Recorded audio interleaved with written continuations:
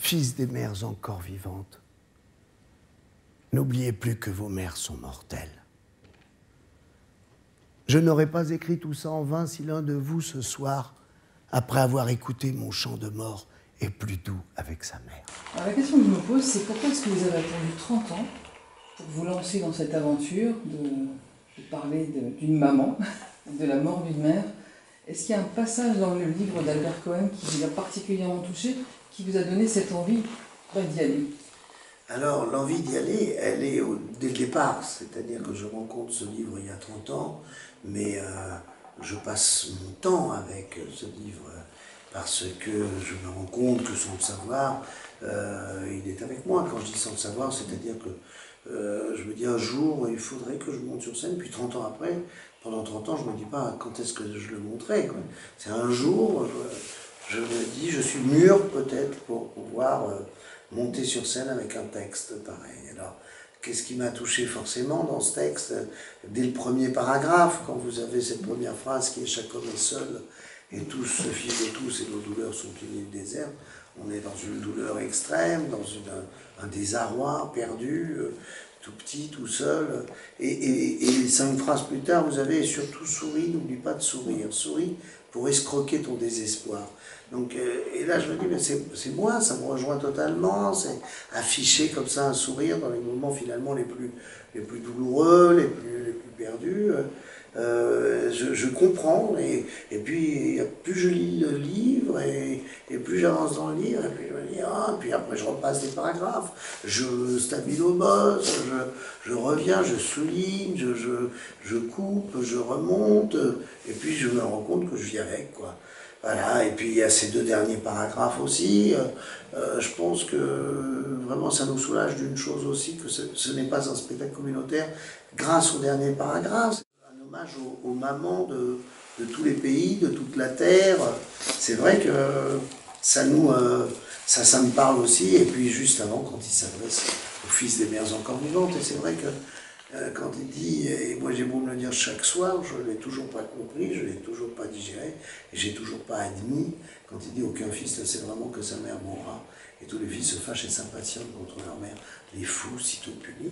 Ben, vous voyez, moi, ce qui m'a précipité aujourd'hui à le faire, c'est que j'ai ma maman, qu'elle est encore là, et que je me dis, je préfère lui faire un hommage de son vivant, mais je ne peux pas imaginer ce que je ferais si un jour ça arrivait. Vous voyez, je me dis, si un jour ça arrivait, je ne peux même pas envisager, même si je le dis tous les soirs et que je le fais tous les soirs. Elle est venue voir votre spectacle? Oui, elle est venue en cachette parce que je lui ai interdit. Elle m'a dit, bon, écoute, c'est un spectacle qui me rend hommage, je vais profiter quand même de le voir de mon vivant. Alors elle est venue, mais je ne voulais pas le savoir. Et je l'ai su après, quand je l'ai vue dans la salle, enfin quand elle est venue dans la loge. Elle a aimé? Oui, la première fois, elle s'est beaucoup protégée, je pense, et puis on n'a pas pu parler même pas du spectacle. J'ai senti que c'était, voilà, que son seul souci, c'était que je ne me rende pas compte qu'elle soit dans la salle.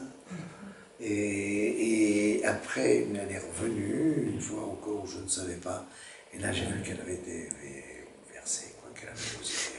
Et puis après, elle est revenue. Elle m'a accompagné pendant toute une partie de la tournée, et c'était très touchant. Mères de toute la terre, nos dames les mères, je vous salue, vieille chérie. Vous, qui nous avez appris à faire les nœuds des lacets de nos souliers. Vous, aux yeux qui devinent. Vous qui savez tout de suite si les méchants nous ont fait de la peine. Vous, seuls humains, en qui nous puissions avoir confiance. Vous êtes approprié les mots d'Albert Cohen pour décrire des sentiments très forts entre une mère et son fils, et entre un fils et sa mère. Est-ce que vous avez vos mots à vous pour exprimer ça? Tout d'un coup, c'est ce que me demandait ma mère. Pourquoi tu fais le fils d'Albert Cohen? Tu fais un livre sur la mère d'Albert Cohen alors que tu as la tienne et que tu sais écrire.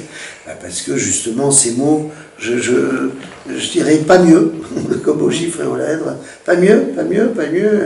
C'est tout ce que j'ai envie de dire. Et en plus, avec la bénédiction des ayants droit, qui aiment l'adaptation, cette rencontre avec Dominique Pitoisé, qui est formidable, et ben on a un petit peu maltraité presque le texte, malmené, je dirais pas maltraité, bien traité justement, pour bien traiter ce texte et en faire un spectacle, on l'a un petit peu malmené, c'est-à-dire changer les temps, donner du style direct, enlever quelques références historiques qui nous auraient plongé dans une autre époque,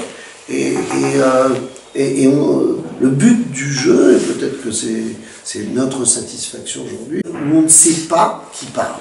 Est-ce que c'est moi? Est-ce que c'est Albert Cohen? Mais je vais vous dire, j'ai tellement de respect pour le livre. Moi, mon seul souci, c'était de rendre service quand même, de mettre, je dis rendre service, mais de mettre à l'honneur un livre que vous aimez. Vous êtes là pour me servir, vous n'êtes pas là pour... ça sera un drame de desservir quelque chose qu'on aime. C'est ce qui peut arriver, c'est le danger. Donc, qui parle? C'est Albert Cohen qui a écrit, et c'est moi qui parle. On est deux, mais c'est ces mots, ça reste ces mots. Ce texte, vous l'avez proposé dans différentes scènes dont vous avez parlé. Est-ce qu'à Saint-Michel, vous avez ressenti quelque chose de particulier dans cette nouvelle... Déjà, il y a une énergie formidable. C'est-à-dire que moi, j'ai eu plaisir à venir, parce que je savais que c'était une salle petite, mais que tout était fait. Quand j'ai vu l'accueil, l'envie, l'enthousiasme, pour que tout soit bien, pour nous mettre à l'aise, quand je dis nous, je parle des techniciens aussi, eux-mêmes, je les ai vus, rien là, même Catherine, c'est magnifique, enfin, c'est très agréable de se sentir reçu, attendu, et voilà, et en plus, c'est une petite scène, on va voir, petite scène, mais il y a donc l'avantage d'une proximité, comme si on était dans un salon et qu'on s'adresse à des gens qui sont tout près. C'est très différent, c'était différent aussi ce soir. Pour moi, c'est différent. On dit, on ne peut pas, de toute façon, si vous vous mettez, si vous êtes, il fallait surveiller mes émotions. Si je suis débordé à un moment par mes émotions, c'est trop près, quoi. C'est impudique. Donc on est dans une retenue qui donne une couleur qui est vraiment... qui me va complètement, c'est-à-dire qu'on sort du pathos, il faut se tenir, il faut être rigoureux, il faut être au service de ce qu'on raconte, de ce qu'on dit. Là, il n'y a pas de place pour le jeu, et j'aime ça, je veux du non-jeu, je veux du vrai sentiment, de la vraie vie. On est là, comme on se parle, et ben, j'ai parlé comme ça. Je le racontais, mais avec mes mots, et ce côté quand même, évidemment, littéraire d'Albert Cohen, il vient écouter les mots d'Albert Cohen, donc il faut aussi servir ça, si vous voulez. Voilà, c'est du gastro. Maintenant que vous êtes imprégné du texte gastro, justement, est-ce que vous aimez mieux votre mère, maintenant que vous savez qu'elle va être mortelle? Est-ce que, comme Albert Cohen le préconise, oui, vous ne voulez pas le savoir, vous voulez pas le savoir, mais est-ce que vous lui apportez cette joie qu'il préconise, lui, en disant... Une fois qu'on sait ça, ben, on ne voit plus les choses pareilles. Mais vous savez, il y a une grande différence entre le moment, j'imagine, et elle est là. La différence quand vous avez encore votre maman et quand vous n'avez plus, c'est qu'il n'est pas question que je rentre dans la culpabilité de son vivant. J'essaie de me protéger de ça, parce que c'est ça le code de la mère juive. Hein. La mère juive, c'est une expression, hein, qu'elle soit italienne, qu'elle soit corse, qu'elle soit méditerranéenne ou hollandaise. Si elle a ce tempérament, si elle instaure ce code, hein, elle va jouer là-dessus aussi. Elle était trop, quand il dit c'est des mères trop, quoi. Trop, le cœur trop ouvert, les mois trop rapides, elle était trop, quoi. Elle craignait trop pour son fils, trop. C'est moi qui ai rajouté des trop aussi, mais comme il aime ses répétitions, quand même, je pense pas avoir trahi, après j'ai choisi les miennes pour le spectacle. Mais je ne voudrais pas rentrer là-dedans, d'abord parce que je n'aurais pas la réponse, et que c'est vraiment, je crois que c'est une des façons de s'en sortir, et de le vivre bien avec elle, c'est de se protéger de la culpabilité, parce que là, voilà, elle va appuyer dessus.